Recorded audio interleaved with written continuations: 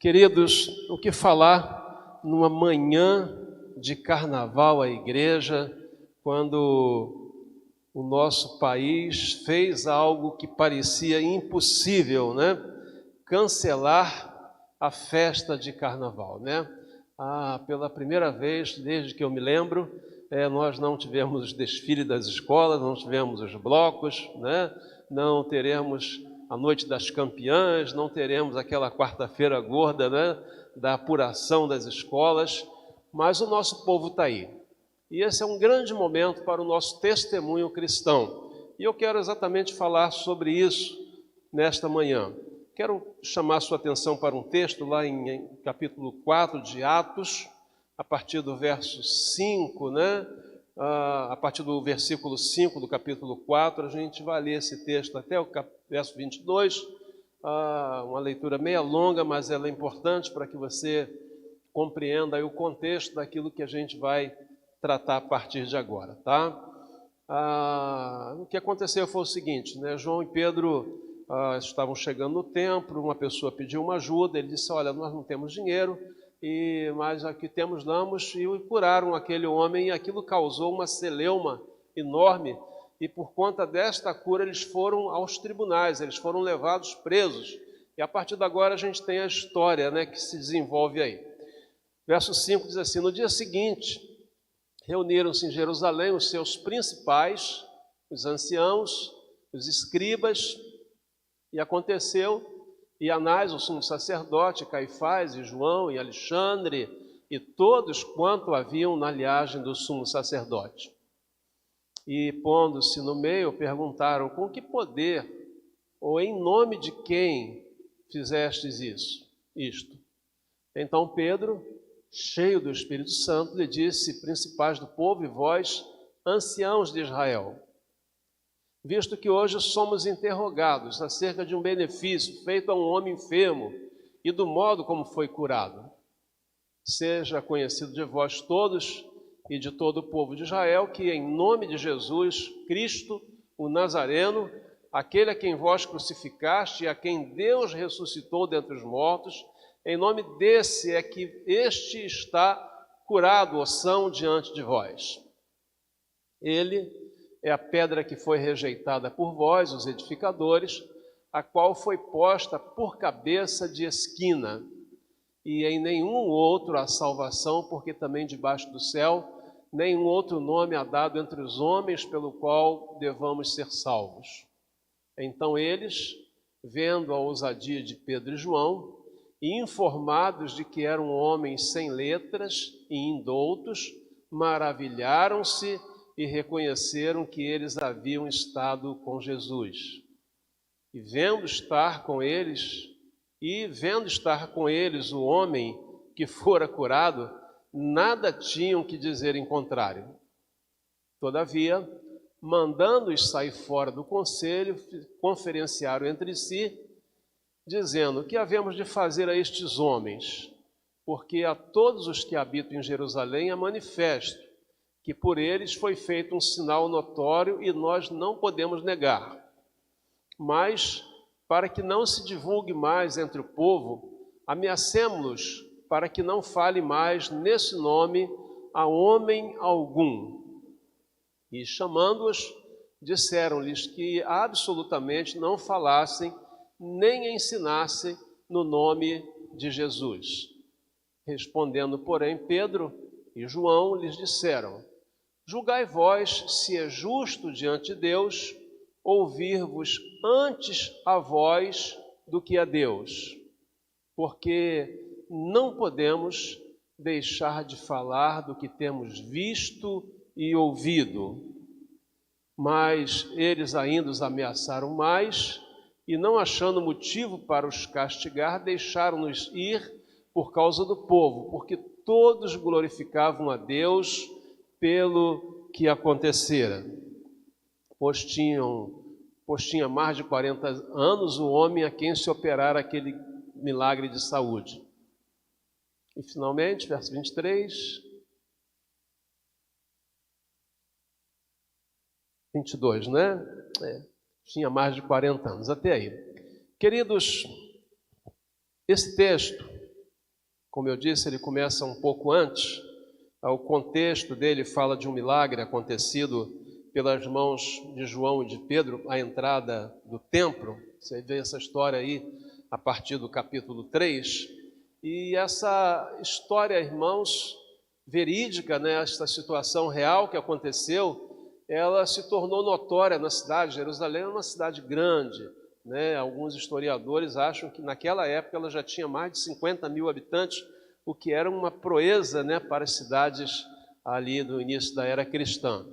E aquilo se comunicou, aquilo se espalhou rapidamente, e aquele homem que pedia esmola, então agora ele estava liberto da sua enfermidade, né? Ele era coxo, ele tinha dificuldade de andar, ele certamente usava muletas, enfim, e ele recebeu mais do que ele havia pedido, né? Ele havia pedido uma esmola e ele recebeu uma cura. Ele esperava, né, um pouco de alimento talvez, e ele recebeu a libertação para ter liberdade, para caminhar, para suprir as suas próprias necessidades. E era um homem maduro. E por conta disso, então, os apóstolos, né, João e Pedro, foram levados ao Sinédrio, tribunal espiritual, tribunal religioso dos judeus. E ali estavam as maiores autoridades de Jerusalém, do povo judeu, e aí eles foram questionados acerca do milagre que havia sido feito. E Pedro e João tomam a palavra e falam de modo eloquente, de modo claro, de modo inequívoco, que aquele milagre havia sido feito por intermédio deles, mas em nome de Jesus. E aí a gente tem a primeira postura, né, acerca do testemunho, né? Todo testemunho, ele requer uma experiência autêntica com aquilo que nós estamos testemunhando, né? Pedro e João eram apóstolos de Jesus. O Sinédrio e os principais de Jerusalém sabiam que eles eram homens doutos e sabiam também que eles tinham andado com o Nazareno. E diante disso, irmãos, eles não podiam negar que aquele nome pelo qual eles haviam feito aquele milagre realmente tiveram uma importância grande na vida deles. E aí é que tem a nossa primeira grande questão, né? Para nós podermos testemunhar acerca da nossa fé, nós precisamos falar daquilo que nós temos como experiência de vida. Nós não podemos falar da experiência do outro, nós não podemos viver de experiências alheias, nós precisamos cultivar as nossas próprias experiências com o Senhor através da nossa vida pessoal, das nossas orações, da nossa vida cristã, né, do nosso relacionamento cristão, do nosso viver em Cristo, e a partir daí, queridos, nós vamos ter assuntos para falar, nós teremos assuntos para tratar, nós teremos experiências para compartilhar com aqueles que estão à nossa volta. Eu me lembro de uma experiência há muitos anos, logo no início da minha vida cristã.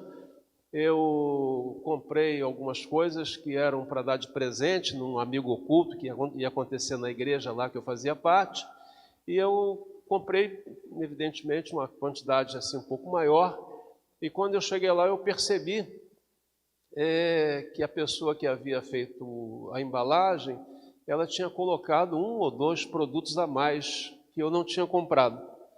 E eu, naquele zelo cristão, tão logo foi possível, voltei lá à loja para devolver.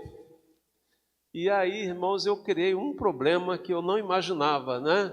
Eu fui lá devolver porque aquilo não era meu, havia ido por engano, né? E aí chamaram o gerente, chamaram o fiscal, chamaram não sei quem, enfim. E por fim alguém disse, mas por que você está devolvendo? Eu disse, eu estou devolvendo porque não é meu, estou devolvendo porque é da loja, estou devolvendo porque alguém, eu não sei quem foi, colocou isso por engano e tal, enfim. Aí alguém olhou assim para mim e disse, por acaso o senhor é crente? Eu falei assim, não, por acaso não, eu sou realmente cristão, mas eu não estou fazendo por isso, né? Mas a tua atitude, ou seja, a sua maneira de viver diferente faz com que as pessoas vejam coisas diferentes na sua vida e abre assim a oportunidade para o seu testemunho cristão. E Pedro aproveitou evidentemente aquela ocasião, aquela oportunidade, né? E eles sabiam que eles haviam andado com Jesus, e eles trazem a lembrança daquelas autoridades a Jesus Cristo, a quem vós crucificastes, né? A pedra angular que os edificadores rejeitaram foi essa, que é a pedra de esquina, né? Que é a principal, é por ela que nós estamos realizando os milagres que nós estamos realizando. Queridos, e esse testemunho foi eloquente naquele momento na vida das principais autoridades em Jerusalém, e eles não puderam fazer com que eles se calassem, né? Então o testemunho tem a ver com a sua experiência de vida, parte daí, né? Você não pode falar de uma coisa, né, da qual você não domina, ou pelo menos você não tenha tido como experiência no seu próprio trabalho. Então nós temos muitas experiências para contar acerca da nossa vida cristã pelo nosso relacionamento pessoal com o Senhor Jesus.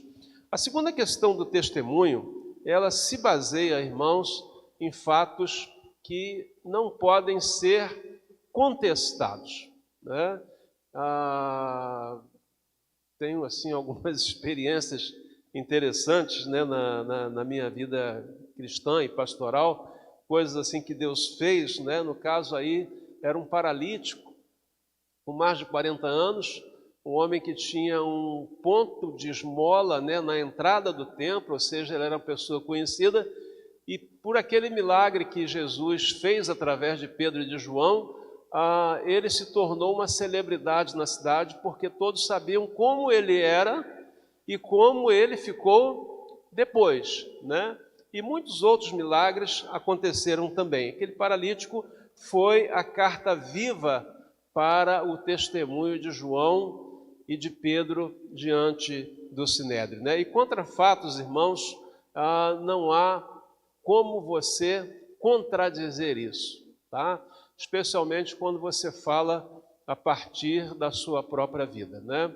Eu, ao longo do meu ministério, tive a alegria de batizar centenas de pessoas, e algumas, né, vieram de dentro da própria igreja, filhos de crentes, graças a Deus, né, viram vida nos seus pais, deram continuidade, mas uma boa parte dessas pessoas, irmãos, elas foram arrancadas das mãos do inimigo.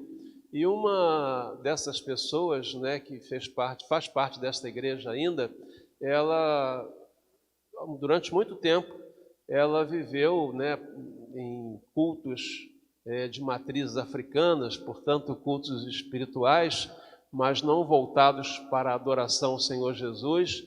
E ela disse, interessante, eu vejo na vida de alguns crentes, né, uma indiferença tão grande para com as coisas espirituais. Essas pessoas, se fossem no meu tempo, elas não serviriam nem para estar lá onde eu estava, que dirá servindo a igreja. Por quê? Porque ela sabia de onde Deus havia tirado a sua vida, né? De onde Deus havia tirado ela, aonde o Senhor a tinha colocado, e portanto ela dava um valor enorme, irmãos, à sua conversão, à sua salvação e às suas experiências com o Senhor Jesus. Apenas para complementar essa ilustração, duas pessoas, membros desta igreja, uma já não está mais aqui, um era um policial e o outro era um cara meio vida torta, que vivia fazendo umas coisas não muito certas, e eles eram inimigos lá fora. Eles se conheceram, né, em lados opostos. Um era policial e o outro era, no mínimo, usuário de drogas, né? Mas os dois já tinham se enfrentado algumas vezes e eram inimigos lá fora. E um já tinha chegado à igreja há algum tempo, e aí chegou esse segundo, não sabia que esse irmão estava aqui conosco, e quando o viu aqui, ele ficou assombrado, porque ele não sabia que essa pessoa havia se convertido. Mas Deus falou ao coração desse irmão, e ele se levantou e foi em direção a essa pessoa que era o seu inimigo antes e disse, fulano, eu sou uma nova criatura. Aquela pessoa lá atrás, ela não existe mais. Aquele homem velho, ele já foi crucificado com Cristo. Eu agora sou uma nova criatura, como você também será. E graças a Deus aquela palavra foi profética, porque essa pessoa se integrou à igreja, irmãos, e até hoje dá um testemunho eloquente do Evangelho de Jesus Cristo. Portanto, o nosso testemunho, irmãos, ele precisa ser baseado em fatos reais, né? Fatos inegáveis, né? Porque sem certeza nós não podemos ter convicção, né? Que bom, Júlio, te ver aqui. Bem-vindo, nosso técnico. Deus abençoe, querido. Então nós precisamos testemunhar daquilo que nós vimos e ouvimos. Por isso,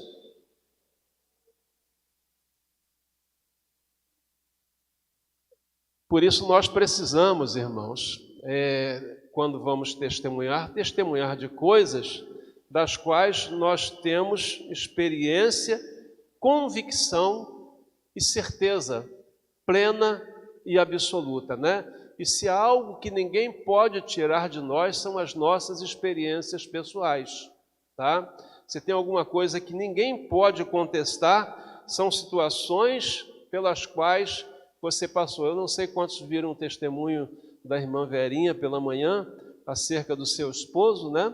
E ela contando assim rapidamente o que tinha acontecido de uma sexta-feira, de uma quinta-feira à noite até um sábado à noite, portanto 48 horas que foram assim arrebatadoras, porque nesse período pequeno ela se viu viúva, né?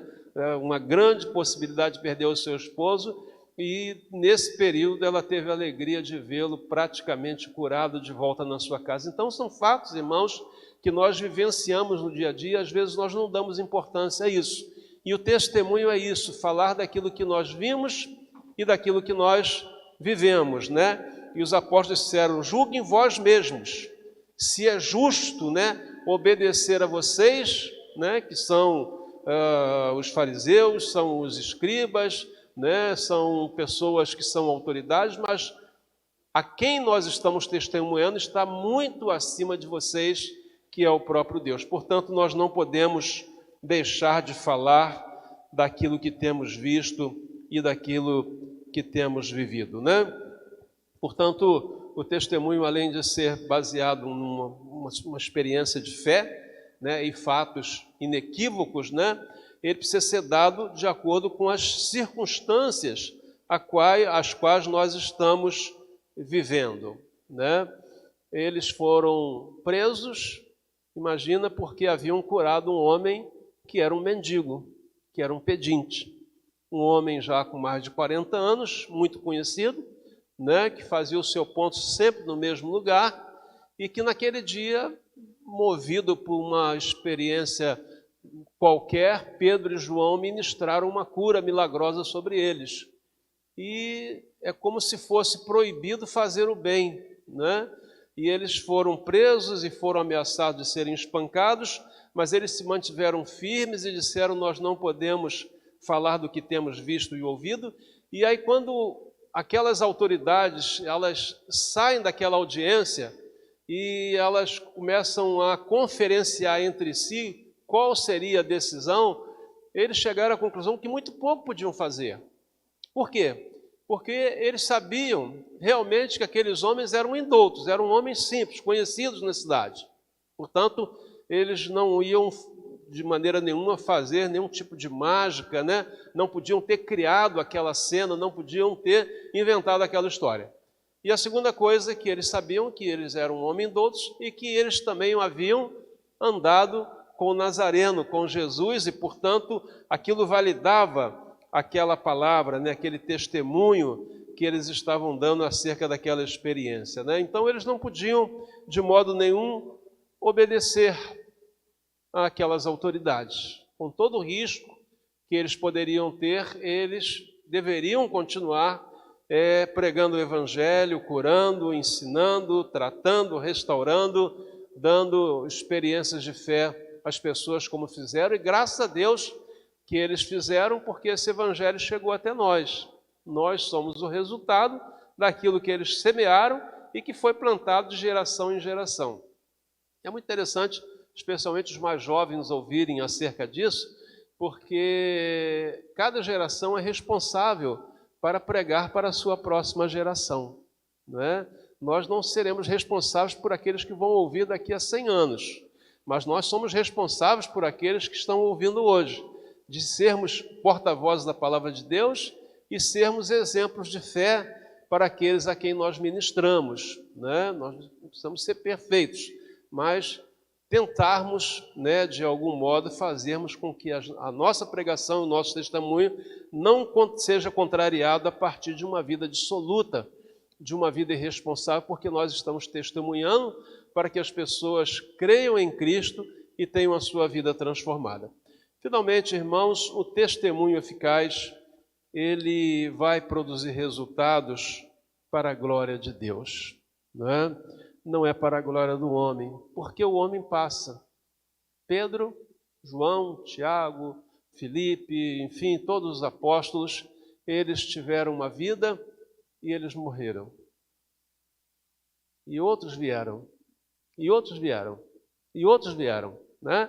E gerações se sucederam, mas naquele momento, o testemunho deles, a experiência de fé deles, fez com que a cabeça daqueles magistrados, daquelas autoridades, repensassem. Alguns deles, depois a história diz, eles também se converteram, não todos, né? Mas alguns mudaram a sua postura, mudaram, né, o seu pensamento, mudaram o seu julgamento acerca do cristianismo e graças a isso, né, o Evangelho chegou até nós. Portanto, nós estamos tendo aí hoje, principalmente, uma grande oportunidade de fazermos desse dia um dia de testemunho, né, para a salvação de pessoas e para a glória do nome de Jesus, né? Porque nós somos salvos para glorificar o nome do Senhor. Nós fomos resgatados, né? Nós fomos tirados das trevas para a maravilhosa luz, para testemunharmos daquele que é tudo em todos o tempo todo. Portanto, o testemunho ele deve fazer parte da vida cristã normal, né? O testemunho cristão ele deve ser tão natural na vida do cristão como respirar, né? Como andar, como assentar, como levantar. Então nós não precisamos preparar um testemunho, nós temos que entender que o nosso viver ele é um testemunho permanente do amor de Deus sobre as nossas vidas àqueles que ainda não experimentaram desta graça, que ainda não provaram, né, a sua fé, recebendo a Jesus como Senhor e Salvador da sua vida. Então, portanto, que neste domingo de Carnaval você possa considerar essas coisas e possa lembrar-se desta passagem de homens indoutos, homens simples, mas tiveram as vidas transformadas. Por quê? Porque eles viveram com Jesus. E depois que o Senhor Jesus partiu, né, ele enviou o Espírito Santo, que é a personificação de Cristo em nós. Ou seja, eles andaram com Jesus e agora Jesus é que anda com eles, né? Eles andaram com Jesus, testemunharam desse amor que foi comunicado a nós. E hoje, quando nós nos convertemos, nós recebemos o Espírito Santo, que é a presença de Jesus. Ele disse, não vos deixarei órfão. Ou seja, hoje é Jesus que anda em nós através do nosso viver. E que possamos, irmãos, sermos bons testemunhos. Possamos glorificar o nome do Senhor através da nossa vida, do nosso andar, do nosso viver, dos nossos relacionamentos, porque nós falamos muito mais pelos nossos atos, pelas nossas ações, do que pelas nossas palavras. E que Ele mesmo nos abençoe, nos guarde, né? Que Ele nos recompense, que Ele nos dê a alegria desta salvação, esta alegria que ela é indescritível, né? A certeza da vida eterna com Deus. E quando nós temos essa certeza, nós não podemos nos calar, nos acomodar e viver indiferente àquele que ainda não tem essa experiência. Que Deus nos abençoe, que Deus tenha falado ao seu coração nesta manhã, e eu quero que você curve aí a sua cabeça, onde você está.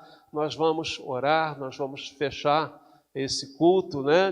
Lembrando a você que logo mais não teremos nem culto presencial no templo e nem a transmissão, né? Hoje é domingo de Carnaval, e nós resolvemos então gravar esse material para que tivéssemos essa presença aí na sua casa, na sua vida. Portanto, vamos orar ao Senhor e agradecer a Ele. Quarta-feira estaremos de volta, pastor Antônio Carlos estará trazendo o estudo bíblico desta próxima quarta-feira, e domingo que vem, dia 21, nós teremos a primeira celebração da ceia do Senhor. Então pegue o seu kit, ou ligue para cá para que a gente possa levar para você, mas queremos ter uma grande participação nessa primeira celebração de 2021. Talvez a última, que seja assim remota, a vacina está chegando, logo, logo a gente vai poder estar junto novamente. Não vamos perder essa oportunidade. Portanto, vamos orar para a gente fechar esse culto. Nosso Deus, nosso Pai, nós queremos te agradecer pela Tua palavra, porque ela fala muito ao nosso coração. Ela fala que nós não podemos nos calar, que nós não podemos deixar de falar daquilo que temos visto, ouvido, aquilo que temos vivido, aquilo que temos como experiência em nós mesmos. E peço a Deus que esta consciência, ela seja uma consciência coletiva, que ela seja, Pai, uma cultura cristã nossa, de falarmos do Teu amor, ó Deus, de maneira espontânea, de maneira natural, que seja um estilo de vida cultivado, ó Deus, pelos Teus filhos, para que o mundo creia, Senhor, para que o mundo se converta, para que tenhamos um tempo melhor aqui, para que possamos preparar mais e mais pessoas para herdarem a salvação em Cristo Jesus. Despede-nos com a Tua bênção, com a Tua paz. Nós oramos agradecidos e o fazemos em nome de Jesus. Amém e amém. E até quarta-feira, se Deus quiser.